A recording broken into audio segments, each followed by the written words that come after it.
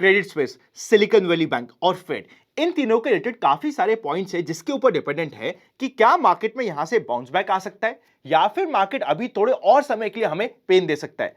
Question जैसे कि क्या हमें क्रेडिट स्विस को किसी भी तरफ से सपोर्ट मिला है, सिलिकॉन वैली बैंक के अलावा और कौन कौन सी बैंक है जिसमें सिस्टमैटिक रिस्क बढ़ रही है यूएस में, यूएस गवर्नमेंट ने क्या कुछ सपोर्ट दिया है, फेड क्या आने वाली मीटिंग में जो नेक्स्ट वीक होने वाली है क्या इंटरेस्ट रेट बढ़ा सकता है या फिर क्या चल रही है एक्सपेक्टेशंस। एंड फाइनली अगर हम इस कंप्लीट केस को 2008 से कंपेयर नहीं कर सकते तो क्या पहले का कोई और इंसिडेंस या फिर केस था जिसे हम इसे कंपेयर कर सकते हैं। सभी पॉइंट को कवर करते हैं सबसे पहले आज के इस वीडियो में।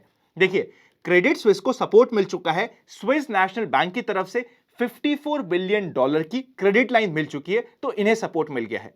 अगर हम बात कर रहे हैं कि और कितनी बैंक है जिन्हें सपोर्ट की रिक्वायरमेंट है या जिसमें सिस्टमैटिक रिस्क हो सकती है, यूएस में रफली 190 से लेके 200 ऐसी स्मॉल फाइनेंस बैंक है जिसे दिक्कत आ सकती है या फिर ऐसी बैंक है जिनकी balance sheet silicon valley bank से मिलती हुई है और इनमें डिपॉजिटर्स ने डिपॉजिट किया था अपना पैसा बिकॉज यहां पे हमें इंटरेस्ट रेट मिल रहा था बाकी किसी भी बैंक से काफी ज्यादा।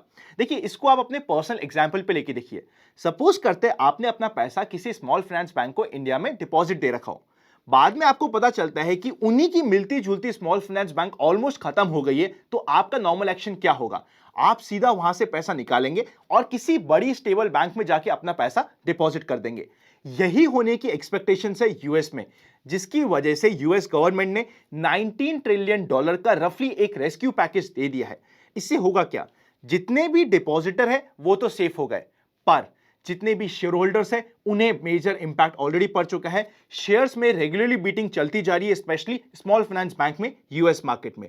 प्लस जितनों ने भी अनसिक्योर्ड लोन दिया था बैंक को, उन सभी का पैसा रिस्क पे आ चुका है। तो एक बड़ा कॉर्पस है, क्योंकि ये दोनों के दोनों को रिस्क हो रहा है, किसी भी माल पे बिकता हो ये माल बेच के निकलने की कोशिश करेंगे। अब नेक्स्ट इंपॉर्टेंट पॉइंट ये है कि क्या इस कंप्लीट कियोस्क के रिलेटेड क्या फेड अभी भी आने वाली मीटिंग में अपनी इंटरेस्ट रेट बढ़ा सकता है?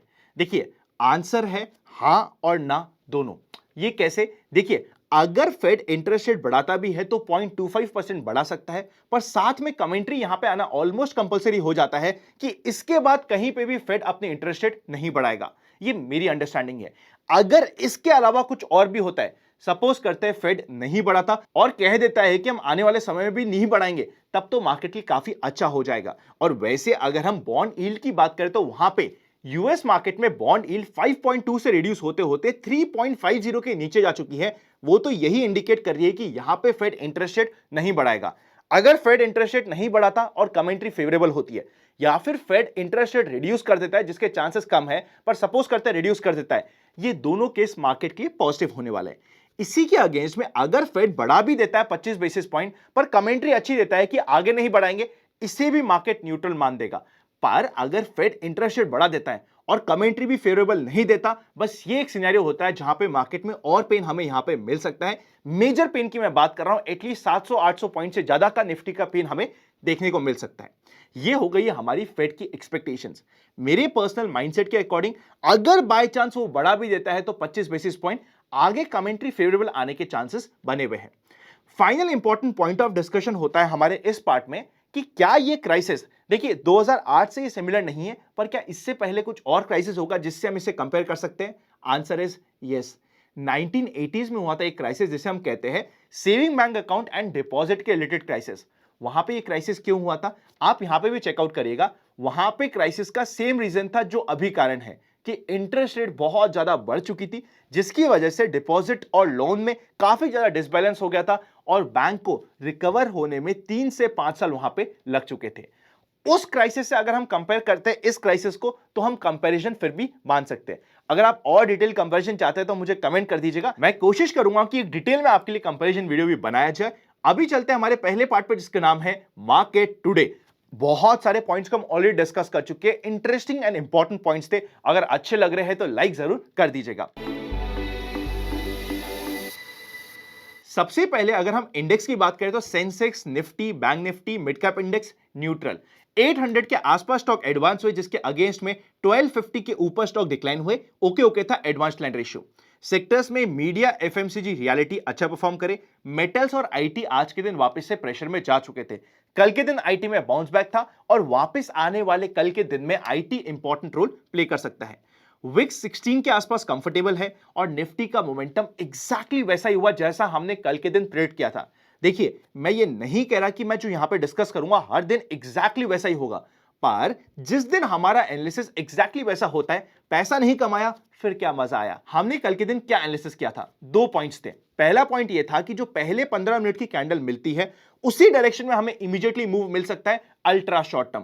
पर सपोज करते हैं 15 मिनट की कैंडल बनती है जिसे हम अंडरकट कर जाते हैं, अंडरकट करके अगर वापस हम उस रेंज में आ जाते हैं तो पूरा दिन जिगजैग वाला चले जाएगा, बिकॉज ऑप्शन के प्रीमियम ज्यादा हो चुके हैं। ये दोनों के दोनों पॉइंट्स आपको हो गए, नेक्स्ट पार्ट में डिटेल में डिस्कस करेंगे। पर अगर अभी तक आपने ज्वाइन बटन, सब्सक्राइब के पास में आपको ज्वाइन बटन मिलेगा जिसमें हम एवरी वीकेंड काफी स्पेशल वीडियोस आपको बना के बताते हैं, काफी सारे इंटरेस्टिंग एनालिसिस करते हैं। बल्कि अगर आप मेंबर बने हुए हैं पिछले 5 से 6 वीक में, बल्कि 5 से 6 महीने में भी आपको मजा आया है, इतनी मेरे को गारंटी है। तो अगर अभी तक आपने ज्वाइन बटन कंसीडर नहीं किया है तो सब्सक्राइब के पास में ज्वाइन मिल जाएगा, आप अपने माइंडसेट के अकॉर्डिंग ज्वाइन कर सकते हैं। चलते हैं फाइनल सेगमेंट पे जिसका नाम है expectations from tomorrow's market. General market trend अभी डाउन ट्रेंड में है। आज के दिन मार्केट ने एक सपोजिट बॉटम जरूर बना है, पर अगले 2.5 दिन के अंदर हमें एक स्ट्रॉन्ग डे मिलना होगा, तभी मार्केट आ पाएगा न्यूट्रल में। अब चलते सीधा स्क्रीन पे और चीजों को डिस्कस कर लेते हैं। देखिए, सबसे पहले अगर हम एफआईआईज और डीआईएस की बात करें तो एफआईआईज ने 1200 करोड़ की सेल करी थी 15 मार्च को और डीआईएस ने 1800 करोड़ की परचेज करी थी। एक इंपॉर्टेंट पॉइंट यह आ सकता है कि अनंत एफआईआईज बैक टू बैक बेच क्यों रहे? बेच इसलिए रहा है क्योंकि यूएस मार्केट में दिक्कत आई है। अब इंडियन मार्केट से एफआईआईएस को आराम से एग्जिट मिल रही है बिना किसी अपॉर्चुनिटी कॉस्ट के। मतलब मार्केट कितना ही टूटा है, 17,500 17,000 आ गया, ज्यादा कुछ टूटा भी नहीं और आराम से एग्जिट मिल रही है, तो ऑब्वियसली यहां से थोड़ा एग्जिट होगा। पर एक चीज ध्यान रखिएगा, अगर मार्केट में बड़ा मूव आना है तो इस बार जब भी बड़ा मूव आएगा वो थोड़ा साइज में ज्यादा बड़ा भी हो सकता है, जिसके लिए आपके माइंडसेट में पहले से प्रिपरेशन होनी चाहिए। अब हम चलते सीधा निफ्टी के डिस्कशन में और एक एक पॉइंट को डिस्कस कर लेते हैं। देखिए, हमने यहां पे क्या डिस्कस किया था, ये 15 मिनट के कैंडल में जिस भी साइड ब्रेक होगा हमें मूव मिल सकता है। मूव मिल गया, मूव बड़ा नहीं था, पर नेक्स्ट पॉइंट हमारा यह भी इंपॉर्टेंट था कि अगर मूव के बाद वो वापस से अंदर घुसने की कोशिश करता है इस रेंज में, तो पूरा का पूरा दिन जिगजैग वाला रहने की सबसे ज्यादा चांसेस होते हैं, बिकॉज ऑप्शन प्रीमियम ज्यादा है और दोनों साइड में ऑप्शन राइटिंग हो जाएगी। एग्जैक्टली वैसा ही हुआ। हर दिन ऐसा हो जैसा हम डिस्कस करें जरूरी नहीं है, पर जिस दिन होता है उस दिन प्रॉपर प्रॉफिट करना, उस दिन उसे यूटिलाइज करना इंपॉर्टेंट होता है।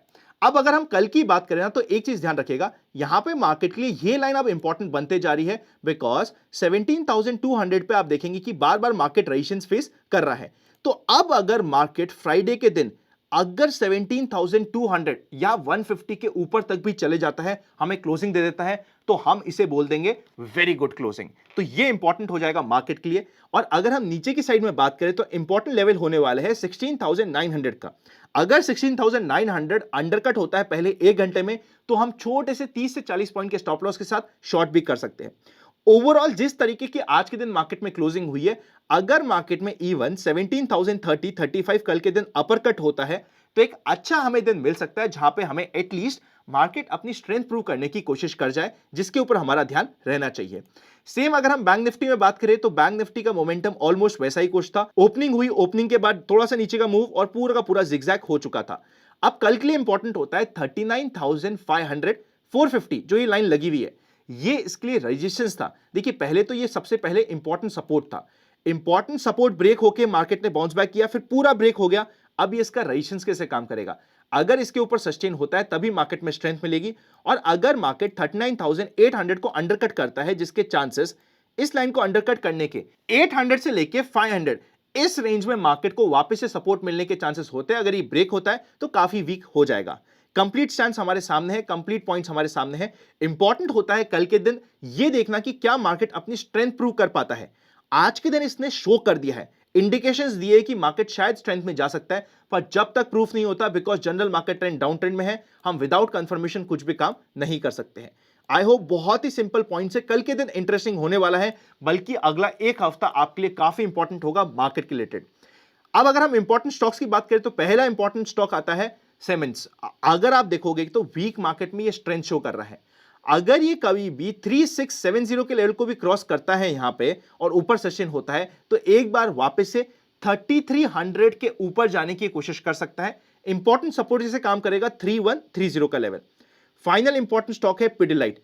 ये अपने एक मेजर रेजिस्टेंस के पास खड़ा है, या तो ये यहीं से ही ब्रेक करके नीचे टूट जाए, पर अगर ये ऊपर निकलता है जो लेवल हो जाता है 2360 का, एटलीस्ट हमें नेक्स्ट 100 से 150 पॉइंट का मूव यहां पे इजीली मिल सकता है। ये अपने 50 डे मूविंग एवरेज को रिक्लेम कर रहा होगा।